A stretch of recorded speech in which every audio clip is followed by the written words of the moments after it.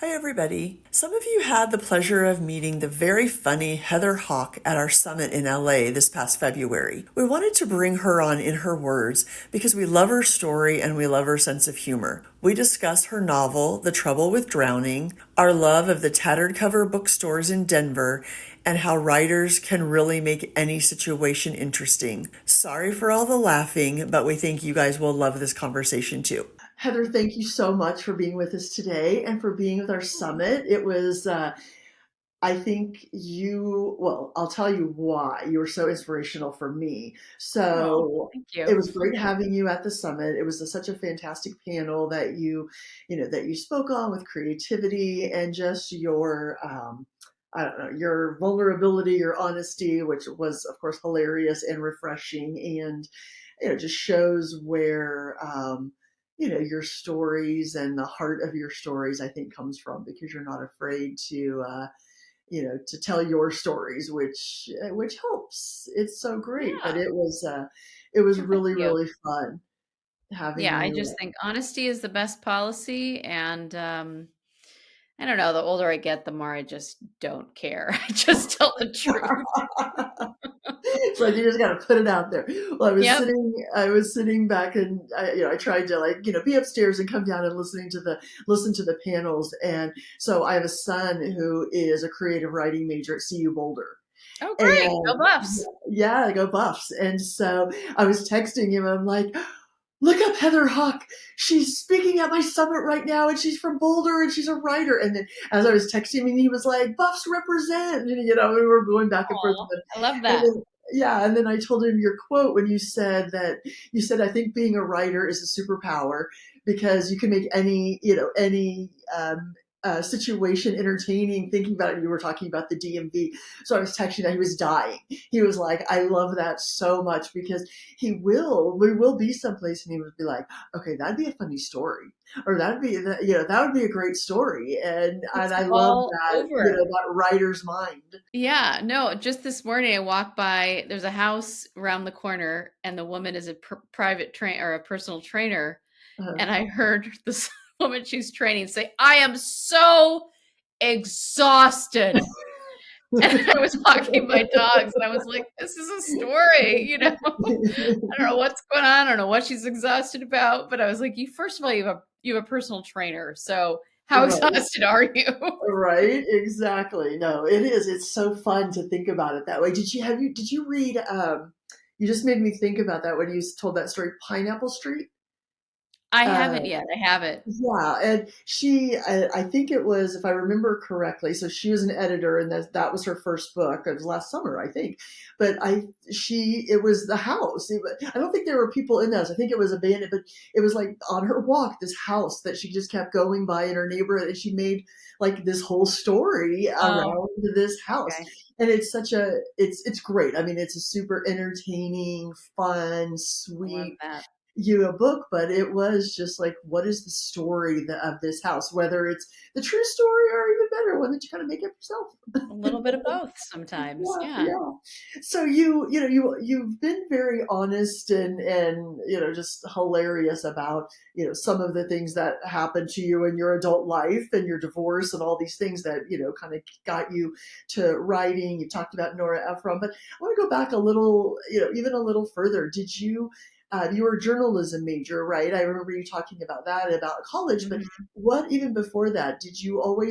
Were you always funny as a kid? Did you want to be in front of the camera or in front of people or behind? What was kind of that impetus that got you? Did you have support of your family to like go out there and tell the truth, tell your story? Yeah, I come from a funny family. Like one of my first memories was seeing Woody Allen's Sleeper when I was Oh. like 3. My parents took me down to Des Moines to see the arty Woody Allen movie. Um, and we laugh a lot in my family. And yeah, the minute I figured out if I make someone laugh, they feel good Mhm, and I feel good having caused that. mhm, To me, it was just so obvious very early. This is such a win-win situation. mhm. And I always liked, just putting on little shows and characters and imitating the Muppets and imitating people and anything I could do for a laugh. I just loved it's really addicting to hear people laugh. And to know that you're kind of making people happy. Yeah. Yeah. It's empowering. It is. No, one of my my career background has been as always has was theatrical exhibition. I ran movie theaters, ran AMC theaters, Hmm. and ArcLight. You probably know ArcLight because you've been in LA for a while. And Pacific, Oh. I know, beach cities closing. But that was one of the things that when people would talk about streaming, and they would talk about things and laughing, crying, or screaming together in a movie theater is just can't you can't replicate that anymore, and especially the laughter. It's infectious. And I know we can all tell stories of movies or situations where we laughed at we're cracking up in a movie theater, and it was a surprise, or it was so much fun. Yeah. Like, you just remember those Moments. points. Yeah. Yeah, And that's it's so one of the ironic. Just before I got on this call, I was just watching randomly a video that someone had recorded of original screenings of Halloween in 1979 Oh, at okay. Hollywood Boulevard and the ending, and Yeah. how engaged and screaming the whole audience was at the end. Hmm. And just watching it, and the quote was from John Carpenter, the director, and he said, all I know is that Halloween became Halloween because of audiences, not critics. And it was that collective experience of Yep. everyone screaming Yep. together. Yeah, And it is. It's the there's three something things that communal about sharing that yeah, experience with a group yeah, of strangers in the dark. yeah. It just never, yeah, no matter how they do talk about the sight and sound in your home or what's available, that there's just some emotions that you can't replicate doing that together. And you think about it, where would you ever just like, I guess screaming at a sporting event and like cheering, that's kind of the same, but Yeah. that same, where would you ever just be cracking up with total strangers or screaming with total strangers and Yeah. feeling okay about it? It's such a wonderful, wonderful experience. I Right, remember seeing right. Star Wars for the first time at the mall in Ames, Iowa with my dad and brother. Uh-huh. And we saw it at 7 o'clock, and it was like our whole mind had blown, and the whole Mhm. theater was just going insane. And I remember my dad got on the payphone calling my mom, and he was almost on the verge of tears. And he said, Muriel, we're going again. And we got in line for the 9 o'clock. And my dad is not a late night person. And I just remember the triumph. We got back in line and we saw it again that Oh night. my God, that's hilarious. But it's one of the Muriel, we're happiest going again. memories of my life, and one of the reasons I'm a screenwriter is like those memories Yeah. I of love that. sharing that I experience. remember where I saw Star Wars too, and the other one, and maybe this is kind of the comedy and the heartfelt. Big. I remember where I was when I saw Big, and again, it was one of those like, did I maybe didn't know what I was getting myself, what it was when I went in, and just again that like total life changing moment when you come out, and the heartfelt and the comedy Yeah. and all, and Star Wars. But that's gonna be my new favorite line. Muriel, we're going again. Muriel, and also with tears. Like I could tell he was fighting them. We just couldn't handle it. That's hilarious. So with the comedy and with that, that obviously love of all the entertainment, how did that go from comedy into journalism, or were they always both happening? Because I know you did improv and things, but journalists, and maybe it wasn't. Maybe my assumption is that's more serious. But were It was more you? serious. Yeah, I thought I was a journalism major because I thought Mhm. I'd probably end up a advertising copywriter. Oh, uh-huh. I thought that was one thing I could channel my creativity and my kind of sense of story into something Mhm. that would pay me. I just didn't know Mhm. what else to do. I did Mhm. end up working for the New York Times Denver bureau in Mhm. Colorado, and I happened to get that job. But my job there was really to search for stories before their stories, Mhm. like try to go through all of Mhm. the media across the country and try to find and mine for what people are talking about before they realize they're talking about it, and try to recommend story ideas to my boss. That was Mhm. the number one thing I did, other than answer phones and make coffee and whatever. Right, But right. that is still something I do today. And when you started writing and working on the different things, did you all were you always okay with playwright and screenwriting and books and articles? Did you go across kind of all across mediums from day one? Yeah.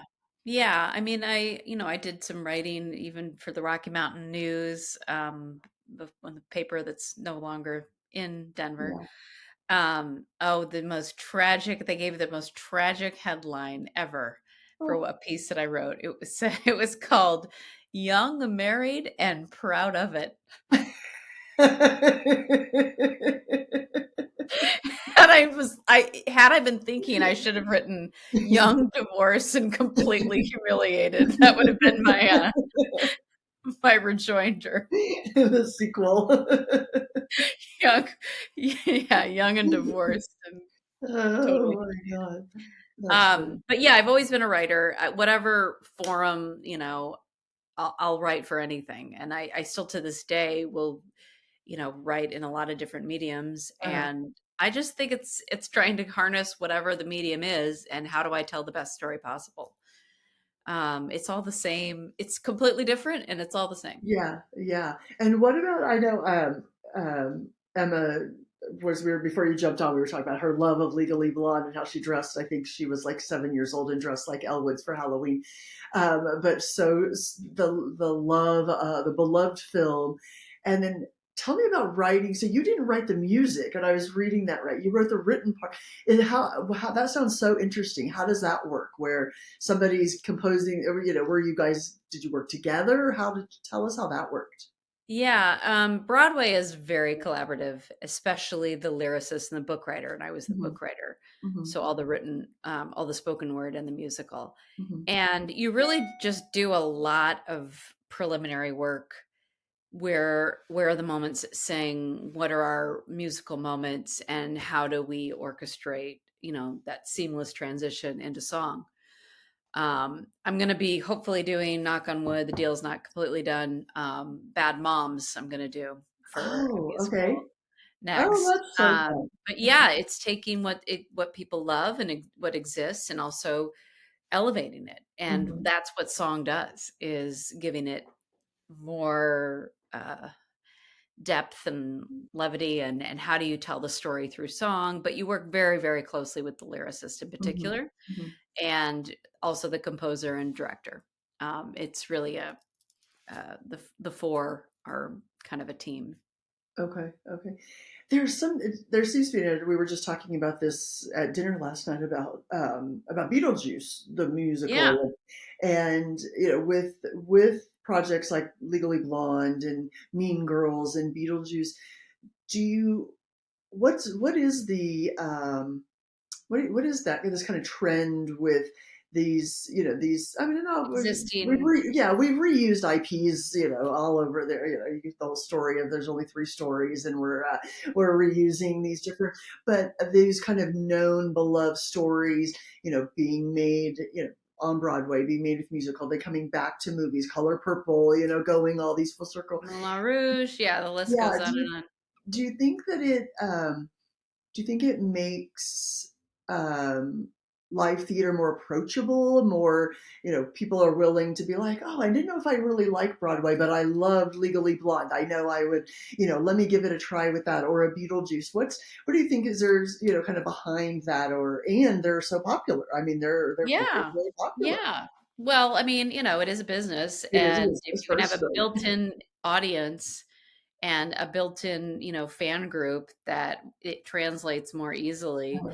um that's often a win-win. But not every story obviously is right for a musical, and it's Mhm. generally kind of over the top characters, who already sort of want to sing. And like, one thing I remember reading about the movie Legally Blonde is they had a whole choreographed section with Bend and Snap that got Oh, kind of taken out of the end movie.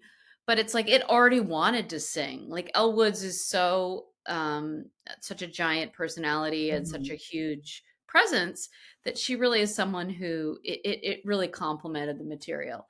So I think it has to really complement the material. It has to be musical in its own sense. Beetlejuice Mhm. is so over the top, and so ridiculous and fantastical. And I know the sets are incredible for the Yeah, musical. yeah. I could see So Bald Moms being in that too because they're just so as the Catherine Hahn character. They're so over the top. yeah, Yeah, yeah. that same vein. Is it when you're working on something that has been seen before, whether it's in another format, or do you feel a different sense of responsibility, kind of taking that known beloved versus your Oh, own characters? 100%. Yeah, because you've been tapped because this is a beloved project and this is something that people completely identify with and love. And you Hmm. want to be very true to the source material and to the heart of it and to the soul of the piece. But you also really have to and reinvent it. And Yeah, so it's finding that balance between giving something new, because there's no point. If you're just gonna do the movie with a song here or there, that's no point. You have to It's got to be an opportunity to mine deeper and to excavate even more from the characters. Otherwise, I don't think it's worth it. yeah, yeah. That has. And have you been part of? That almost sounds like the decision making. Should it even go? What do you, as the writer, where do you come in the projects like that? I mean, I was approached by both of these projects. I've kind of chased a few things that I'm interested in that might Uh-huh. be a great musical. I've always thought like Silver Linings Playbook would be a phenomenal um, musical, and I think that already existed. So my genius idea wasn't apparently the only genius idea. But yeah, I'm always looking for something. I love musicals. I'm always singing. I'm not very good, but I Mhm, just love song and I love musicals if they're mhm, good. If mhm. they're bad, there's really nothing worse Right. than a terrible musical. But there's also nothing better than a great one. Uh, The way that it can just soar, and there's nothing better. Um, but it's a challenge. I mean, it's I'm terrified because now I really know how hard this thing is going to be. And I think I was almost naive, and that probably worked in my favor when I did Legally Blonde. uh-huh, uh-huh. But I'm going to still just pare it down to the same thing, which is how do I tell the best story in this medium? That's it. Right, right. Would you like to do a musical that's an original, that, I mean, that it's your original story and then bring someone and do the music, but an original IP from you? Yeah, yeah. If that's intimidating, I mean, I haven't thought of one yet. But I would love it. I mean, yeah, that would be phenomenal. Yeah, I just think that it's such a unique medium, that that musical, and especially something that's that is something that is an original, that comes to it as Mhm, an original story. I want to ask you a little bit about your the process in your Disney Screenwriting Fellowship. mhm. We get so many. You saw the audience that we had at the summit. We have so many people that are either breaking into the business, or they're doing some producing, or they're doing assistant, but they want to write, and just lots of people kind of crossing streams in Yeah, there. And we always love for them to make sure that they're getting advice. And in our weekly newsletter, we try to put in grants, fellowship, yeah. scholarship, things that are out there, deadlines, and others. So I don't know that we've ever had someone that has had a screenwriting fellowship on. So I would love to hear your thoughts on kind of your story on how it came to be, and then your thoughts on, like, really pursuing all those things. We hear about the Sundance Institute, and we hear about all of those kinds of things. So how helpful and how important can they be on that path? Yeah, I'm talking to you right now because I won the Disney Fellowship and it was completely my way in. And I always tell people who are interested in writing to submit and enter all contests because it's just such a great way in. It was for me. Mm-hmm. Um, I when I moved out here, I didn't know hardly anyone except I kept sending scripts. I was just writing spec scripts for friends um, to my dad's old track partner from high school, a very strong connection. And he basically gave me a PA job at Caroline in the City, the TV show he Okay. was with. Uh-huh. So I wore him down. And on the show, and I'd gone from being like an associate editor of a magazine to like now I'm handing out call sheets, and that was really the almost the extent of my job. But I wrote a lot, and there was a woman who was on who'd been the Disney Fellow for TV on staff, Oh, and okay. she kept seeing me write all the time, and she said, "You need to submit to the Disney Fellowship." And so I did, and I didn't know what to send in, my screenplay or my TV sample. I wasn't sure which Mm-hmm. one to send. And I ended up sending a script based on my divorce called "I Used to Be an Honor Student." Mm-hmm. And it was sort of my Nora Ephron, heartburn for a new generation. And that's what won. Okay. And that, like, getting that phone call that I won was like the best phone call of my life. And I really minded. It was just the greatest program. I got assigned an executive and a producer who ended up being my exec and producer on Freaky Friday. And I wrote a script called Not Kappa Material that was sort of Mm-hmm. a dark sorority comedy, like a Heather's at a Mm-hmm. sorority. And it got a lot of heat and attention. And like the producer wanted to make it, and they had a director, and Mm-hmm. actresses were interested. But then Columbine happened, and then no one wanted to see teenagers killing each other. Mm-hmm. So it went out. It was over overnight. But because of that script, and I wrote something that was unique that set me apart. Mm-hmm. And because of that, I got Freaky Friday, and that That's was my amazing. first assignment in Hollywood. And you were working, and you said Nina Jacobson was part of that whole process. So she's amazing. Nina read Not Kappa Material and Oh, loved it and okay. said we got to get her hired. Okay. And so they said, well, we want to do Freaky Friday. And I was like, oh, I remember seeing that as a kid, and I didn't love it.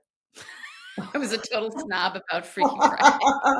We went down to Des Moines as a family because we were very excited, Uh-huh. and we just didn't, the car gets cut in half, and it was just Yeah, sort of yeah, yeah. Wait, it was Jodie Foster, but I can't remember who the mom was. Barbara Harris. Oh yeah, Barbara Harris. That's right. And was that a fun project to work on? Oh gosh, yes. I mean, I can't even imagine how lovely. It's ironic too. I'm the gym teacher. I'm the in very, very unflattering sweatpants. That's me. Um, Oh yeah, yeah, yeah, yeah, if yeah. you're Okay. gonna make your debut in a cameo of your movie, don't agree to play the gym teacher. Just FYI, as a general life rule, it's not gonna go well. That's hilarious. But Did it's so funny because it was gonna be Annette Bening. Um, Oh, okay. and she backed out like at the last minute. And so Uh, then Nina Jacobson happened to be flipping around the channels and saw True Lies, watching Jamie Lee Curtis dance it up. And she was Uh-huh. like, she's so funny. Like, let's see if she's available. And she was on set on Monday. Oh my And God. my mom has literally been told she looks like Jamie Lee Curtis her whole life. So the fact that like the actress that my mom gets told she looks like is the woman who plays the mom that I wrote is just weird. That's amazing and comes in and saves it. I can imagine. Yeah, I can't imagine it without her. I How, know. yeah, And that it it was would be. her revival. Yeah, yeah, that it was, and I just watched it on my daughter and I probably watched it a month ago. It's just, I mean, yeah, it was such a great, and I don't think, I know she hasn't ever seen the original. I probably haven't seen it since I was a kid because I couldn't remember who was in it. But that is, no, that's a great from there. And then from there, so do you have any desire to produce or direct, to be behind the camera? Are you doing it with your own projects?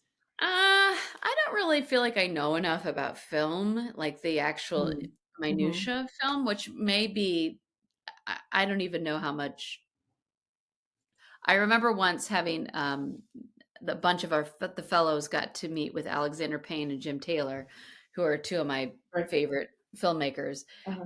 And there was one of the fellows who was trying really hard to impress Alexander Payne. And he was like, so do you go in with he was talking about cameras and blah, blah, blah. And I said, this is literally why I don't want to be a director, because I don't know what you're talking about. And Alexander Payne backed me up. He's like, I don't know what he's talking about either. I just say I want it to look like this. I wanted to come in. And so I was like, oh, maybe it's Maybe more they don't just know as much vision. as I think they do. Yeah, I think the older I get too, the more I realize no one knows anything. I mean, that's what Right? We're William just all Goldman making it up as famously we go. said. Yeah, Yeah. I don't know. I just love writing so much, and I'm really happy in this role Uh-huh. that I don't really aspire to have it all on my shoulders. Well, and also you sound very collaborative. And I find it interesting as we talk to people, no matter what the role, what role they play, and those that want to really like, I don't want anyone else to take my writing because I don't trust them with it. It's so, and they end up doing all of it and do it well. And then you hear from others like, I love I would lose the collaboration that I love. So I want to stay in this spot or in this spot because I want to be able to work with all these people and bring in Yeah. all of these, have all of this collaboration on a project. So I think, yeah, I definitely, you always hear kind of two different points of view of that. Well, I think there's a lot of ego too. Whenever I see a film by, Uh-huh. I get very irritated because I don't care if you wrote and directed it, though Yeah, that's two jobs. right. And there's thousands and There's thousands. thousands of Yeah, jobs, and it is not, even if you wrote a movie, it's by you, of course, right, but a right. film by, that just to me indicates just complete ego, and it's absurd. I would never do that. Even if I was a writer director, I would never say a film by Heather Hach, because Right, that is not true. right, There's right. You're this not little thing making it. called Yeah, lighting, makeup, costumes, right. actors, sets. It's it's crap. What is your writing process? Do you have like a set every day? Do you go out to your little hut in the backyard, or what is your? We've heard This is people my are hut. only at night or only in the morning or Yeah, this I write is for this 20 is my minutes and then I my take a break. office slash guest room. That's a Murphy bed back there. Oh, And it's okay. also home gym. The tonal is over there. So this is my world. I have a very small window of opportunity, of true functionality. Um, I take, the kids go to school. I find like between about 10 and 2, I'm pretty productive. Hmm. Hmm. 9 if it's going a little better. Uh, it's not hours and 8 hour. It just doesn't happen unless I'm completely in that zone place Hmm. Hmm. where it's pretty exciting, but that doesn't happen very often. So I try to have like a goal. Um, I believe in the old fashioned 1987 system of day timers. See, I write Nice. I like down one scene it. One scene. and I have to check it off. So I That is make myself hilarious. accountable, and I know kind of what I'm going to do the Yeah. next day. And I don't believe in I love outlining. I love knowing where I'm going, Mm. but I also completely believe in letting the characters take me on a journey. Hmm. And I don't really get to know the characters in the outline form because that's very abstract and it's more about what they do and not who they are, and I can't hear them. Hmm. So I don't love to spend massive amounts of time in the outline because that's just very dry, and it's just, it doesn't work for me. Hmm. I like to have a real loose skeleton and then let the characters uh, take me on a journey. And once I read Stephen King does that, I loved his book on writing. Yeah. I was like, well, if it's good enough for Stephen King, I can do it too. It's good enough for me. Is it the same process if whether it's a script or a play or a novel? Kind of, yeah. You have to know the character arcs and the beats and the big kind of broad brushstrokes and Hmm. where you're gonna basically end up, which can change. But I just don't like. I know a lot of people love to just outline and outline and outline, and Hmm. down to every minutia. I just can't. It's just not interesting to me, Right, and I right. just don't feel You it. just I want to get to just the work. I want to Yeah, get I to like the to story. Yeah. hear them. I gotta Yeah. hear them, and I don't hear them in the outline. Mhm. Really? Mhm. It's only when they get to talk. Yeah, yeah.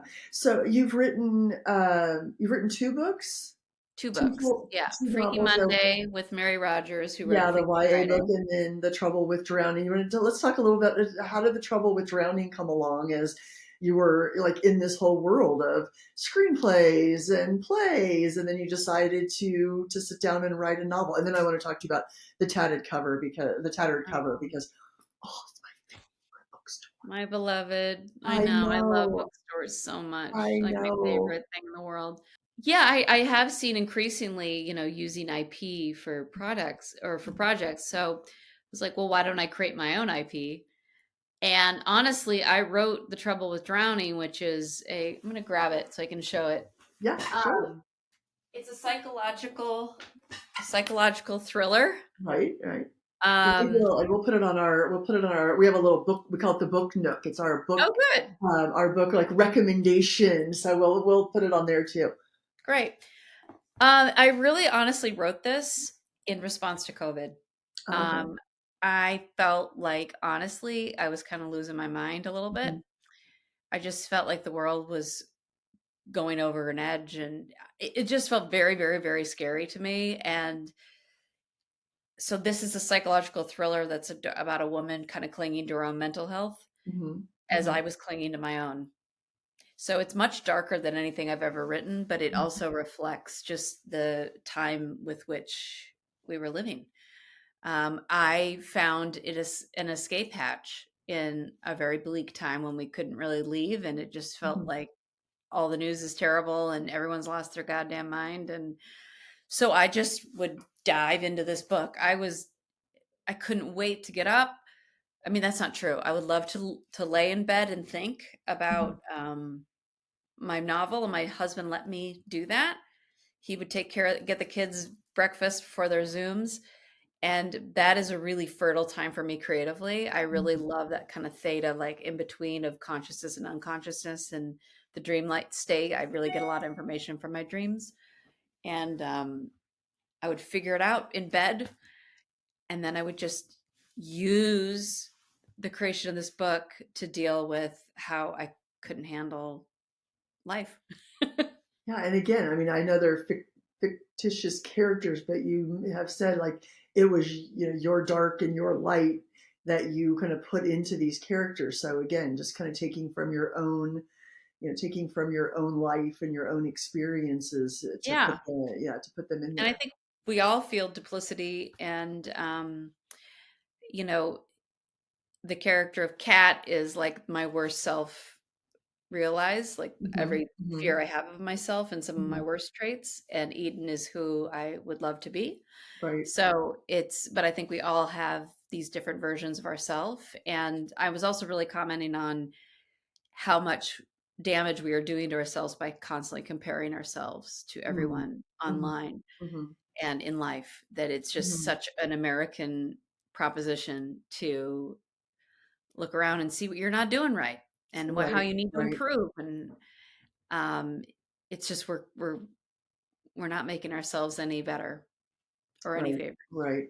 And it's interesting. I was thinking, I don't know if I was reading the book or one of the articles that are talking mentioned single white female, and I, I'm old enough to know that when that movie when it was out and it was kind of scary and it was super creepy, and then like thinking about how we like single white female each other all day every day, this whole like everybody has to look like this and everybody has to look Yeah. like and act like that, and I'm like that used to be like a one-off creepy thing, and now it's the norm of No, yeah, yeah. everyone got the Rachel. I mean, yeah, it's Right, right. And yeah, if you're not, don't look like a Kardashian, what is happening to you? And,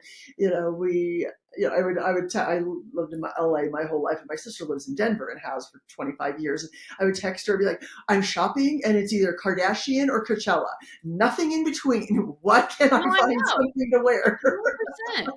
And I really try to tell my kids that, like, so much of our life in this culture is do XYZ, what color are we wearing now? Yeah. And telling you how to think. And I said, the people that are truly unique in this world, the ones that we remember are the ones that threw all that convention aside and are really original. And I said, it is so hard to be Hmm. original in this world. Hmm. And I was like trying to cite, like, Prince. Prince, there was nobody like Prince, and will never be another Prince. Right. Right. And I was telling my son this about the originality is one of the most important things you could really shoot for in life. And so I walked by the school the next day, and he was on the recess. I spotted him wearing a tiny sombrero. I asked him that night, I'm like, what was the deal with the little sombrero? He was like, I was an original. I was the only one out there with a sombrero. And I was Well, like, I mean, that's you can express sweet. it. Yeah, no, it is. It's true, and I think that that's what's so interesting. Yeah, interesting in the book is that like you said, that duplicity and taking those looking at both that in all of us, and how do we, hopefully not the dark side, but how do we let that original shine and not just kind of and it's not laziness, but that the easy road of just following along of Yeah. what to do. So I think that that's very interesting. Do you have more novels in you? Do you feel I'm like on you're page 205 of my on the new next? novel called Relationship Goals. It's lighter. It's more of a kind of a White Lotus-y, Okay. set in Hawaii and over 1 week. Um, Everyone starts comparing at the resort themselves to this blissfully happy couple that think Jennifer Coolidge and Martin Short, and they're a composing singer-songwriter duo. Uh-huh. And so everyone wants their secret and comparing themselves, but they also want to be as happy as they are. So it's just like, and then everything kind of comes out. But it's a fun, it's got a lot of the drama and comedy, and it's been really, really a fun escape. I've loved this project. And do you, when you're writing your novel or write specifically a novel, do you think about as you're writing, okay, I need to do this if it's going to become a movie or if it's going to become, do you kind of, is A that in the back little of your bit. I head mean, as you're looking? I think pretty cinematically anyway. I think Hmm. because of my training in screenwriting, I can't Hmm. help Hmm. but have that kind of link. Hmm. Um, and yeah, this would be a great project. Yeah, I'm definitely thinking that way, but it's not completely conscious. It's Yeah, just a little bit more how my brain works too. yeah, yeah. I And who would love play movies. them and who would, yeah. No, I Yeah, like understand. I've going to the movies for us was going to church. Like Yeah. that was we still quote movies, like people don't know what we're talking about because we're constantly like one of our favorite lines in our family is too many notes from Amadeus. Oh, It's like it's wonderful, just too many notes. too many notes. So we No, always say when someone does just too much uh, of something, it's just too many notes. yeah, But it's great. You can get this little code, and right, language. right. No, Oh, we're a movie family as well, and my kids, I was like I said at AMC and at ArcLight their entire lives, and my husband does distribution, and so just always movies, movies, movies, and they're so funny now because they're older now in their teens and 20s, and yeah, I don't trust people that don't go to the movies. Be like, in school, and it's like somebody that that doesn't go. Oh, our family did. We don't go to the movies. Oh, I haven't been to a movie in 5 years, and they're like, like who are you? Yeah, it's people who are like, oh, I don't have an animal. right, right, Like I don't like dogs. I'm like, who? Well, bye. yeah, exactly, exactly. But no, Yeah, movies and dogs are terrible. They got nothing going for them. I yeah, just can't even. I don't even know what to say. It's I like, know. well, They're I'm done just it's funny where I was telling someone they're like, "Oh no, when you're in that period where, your kids are little and you don't go to the movies forever." And I was like, "No, because I remember taking when I had my first one, I was on maternity leave from my job at the movie theaters was like, okay, now he sleeps at this time. I can see the 10 a.m. matinees. Okay, now he sleeps at this time. Because I was, my husband and I, we were young. We didn't have a nanny. We didn't have anything. So it was like, Yeah. now he sleeps at this time so I can see the noon. I can see the 12 o'clock shows. Now he sleeps at this time. And I like figured out my day around his napping to be able to go. I just remember him being a tiny little baby and me seeing Good Will Hunting at the Um, AMC Fallbrook in Woodland Hills. that movie is the movie I saw when I decided to move to LA. Really? Yep, I was on Colorado Boulevard. They had these Yep. big, great in Denver, big, great theaters, like those Uh-huh. old fashioned, Yep. curved ones. The Aztec, there was the Aztec, and what was, Aztec, the yeah, Mayan, yeah. I can't remember, but And then there was I a was great, what was the AMC downtown? There's a little, it was an Tivoli, eightplex. What was it called? Tivoli, Tivoli. yes. Denver was my territory for a long time when I was just a film buyer at AMC, and so I bought for all of those. She was a Colorado Boulevard, the Colorado Plaza, all of those. But the Tivoli was my favorite theater to buy for. The auditoriums were tiny; they were always sold out, but it did the most amazing late show business. I loved because the rest of it was a little more traditional It was near suburban. downtown too. Yeah, Yeah. yeah, but I loved the Tivoli. I loved buying for the Tivoli. Yep. Yep. Yeah, I Denver saw was. Good Will Hunting there on Colorado Boulevard, and I was toying with moving, and it was that great scene where that snob from Harvard, Yeah. and Matt Damon has that speech where he's like, "Are you going to say anything original? Is it all going to, I could have gotten what was it, the late fees of a dollar Yeah, the late fees $1.95 at the for your library. Harvard education. I got a number. How about them apples?" And I was like, this is that's what I want to do. I want to write words like that. Right, I, right. I was like, that's it. I'm moving. That's amazing. No, movies, I mean, it's that One of my state favorite movies. change. It's that, that state change that you feel when we were doing some things with MoviePass and looking back at the data of people going to the movies and the business of cinematic tourism and how tourism in certain areas grows when there's a movie that takes place in the country or goes to the country. I mean, all Yeah. of these different things that are studied in business school that come out of, I mean, we all know, like, oh, they have a cool watch on, or oh, everybody bought those tennis shoes after whatever movie. But all of these different aspects of whether it's education, or I'm going to learn how to play the piano, or I'm going to travel to, but these businesses that that come out of movie going, it's phenomenal. Yeah. No, and the way it impacts us in ways that we can't even anticipate. Right. And I just love, I mean, the same way I love books, that I get to have other lives. I get Yeah. to go live and have this empathetic, experience and Mm-hmm. get to be in Mm-hmm. someone else's shoes. I mean, it's the Mm-hmm. Atticus Finch, I mean, you got to walk in someone's shoes. And that Right. is Right. part of what I'm a writer, but I'm also a writer because I fell so deeply in love with books and movies. Yeah. And Yeah. they were both just such a part of my whole existence. And I find that tied together as I'm an avid reader and an avid moviegoer, and I find so many times that they're people that enjoy one enjoy both, that they're very tied Yeah. together. We're almost out of time. I can't believe this has gone so fast. It's been so fun to talk to you, but I wanted to ask you about the tattered cover, because my sisters lived in Denver forever and I was in LA, and we didn't have a lot of the little the kind of the independent bookstores.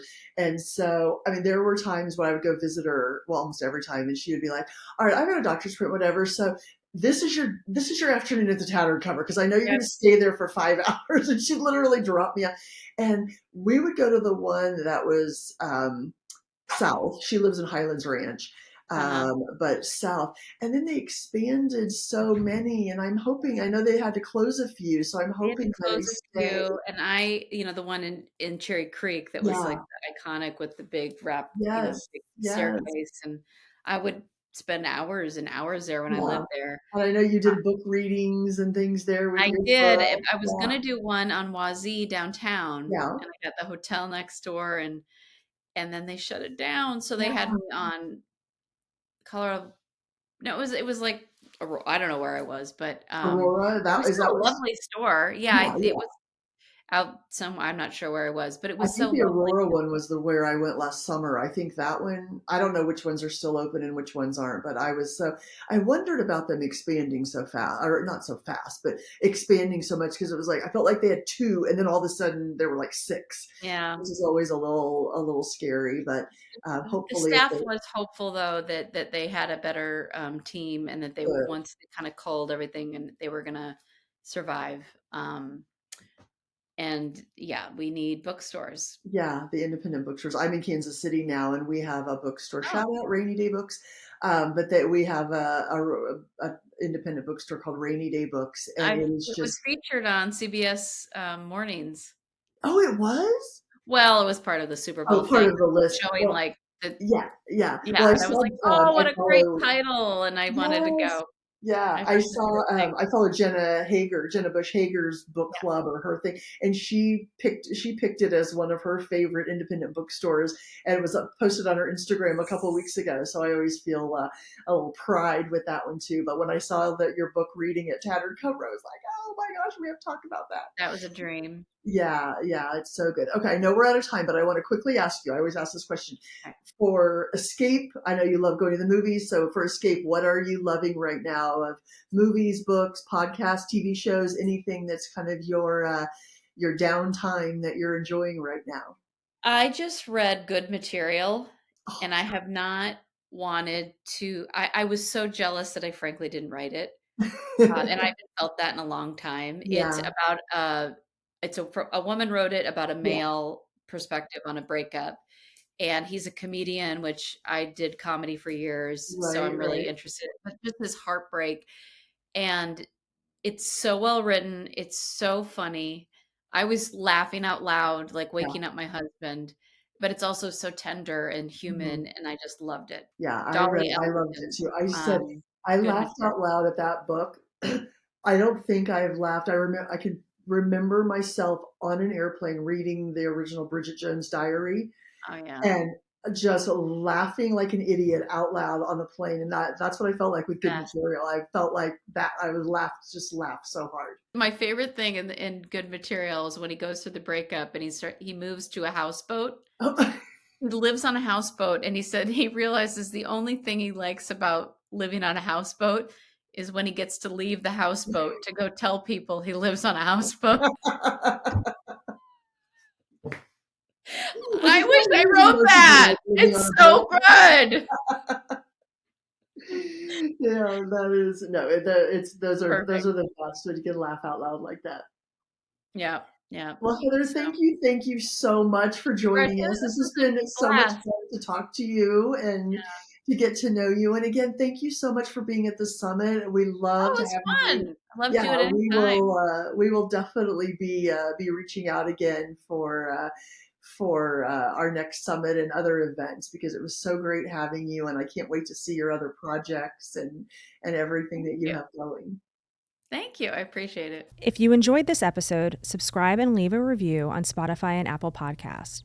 To stay up to date with In Her Words, join the conversation by following Women in Entertainment on our social channels and subscribe to our weekly newsletter at womeninentertainment.com.